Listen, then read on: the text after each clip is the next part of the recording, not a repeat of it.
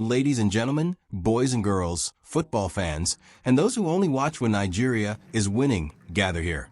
Let's talk about the Nigeria Football Federation, alias NFF, Niger Frugal Fiends. Today's episode is brought to you by Hope and Vicks VapoRub, because apparently, that's all our Super Falcons had at WAFCON. They came, they saw, they conquered, with no ice baths, no massage tables, no electrolyte drinks, no sports tapes, and probably one football shared among 23 players. This is not a joke. Okay, it is. But it's also real. Let's talk about the Super Falcons.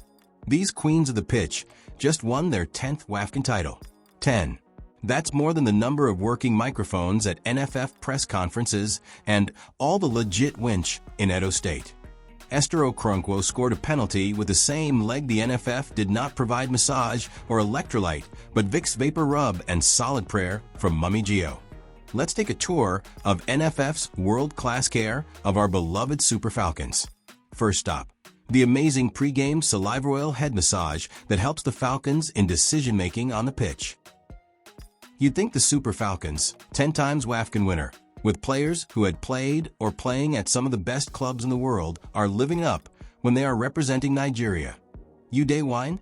Let's hear it from the players themselves. On social media, I remember my first camp in Nigeria, and I asked them, like, okay, training's done, like I have all of this dirty clothes. I'm like, where's laundry? And they're like, oh, do you need soap? Like, what do you mean I have to hand wash? Like, why would I have to hand? So coming off the Olympics, I just hope he sent a message to the Federation and just do better for the team, be there. We're just playing. And the second game after Brazil, we're playing against Spain. We had the same hotel with them. And I have a teammate, so then I just went to their floor. They had the physiotherapy room there.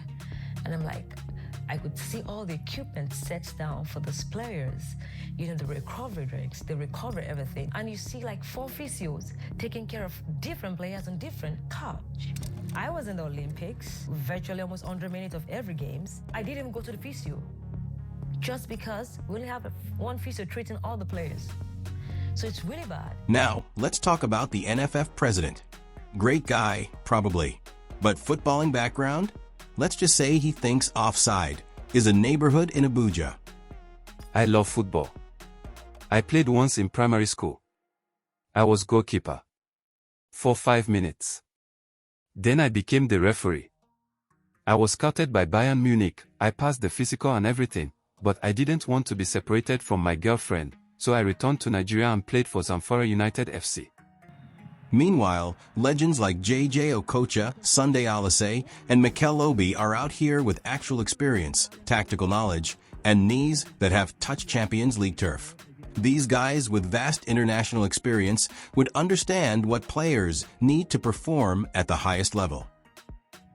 Nigeria is the giant of Africa, but our football facilities look like they were built by people who hate football. A homeowner next to the pitch complained that one of the players kicked the ball into her kitchen and it landed in her fresh pot of okra soup. We deserve better. The Super Falcons deserve better.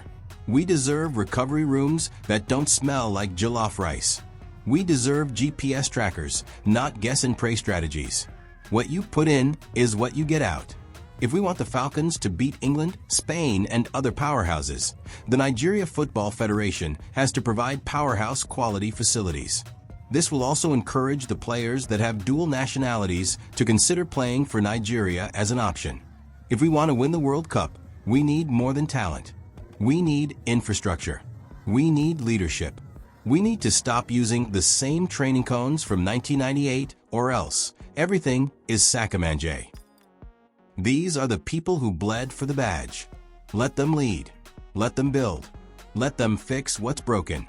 Round pegs in round holes, not round pegs in triangular holes. Because if we keep doing the same thing, we'll keep getting the same result. And I don't know about you, but I'm tired of depriving these players the opportunity to be one of the world's best. Shout out to the Super Falcons. You queens did it with grit, grace, and probably a few ibuprofen tablets, Mama Gio's prayer, and captaincy. You deserve statues. This is what they had. And they still won. Imagine what they could do with actual support. Like, comment, subscribe, and tag someone who thinks VAR is a type of soup.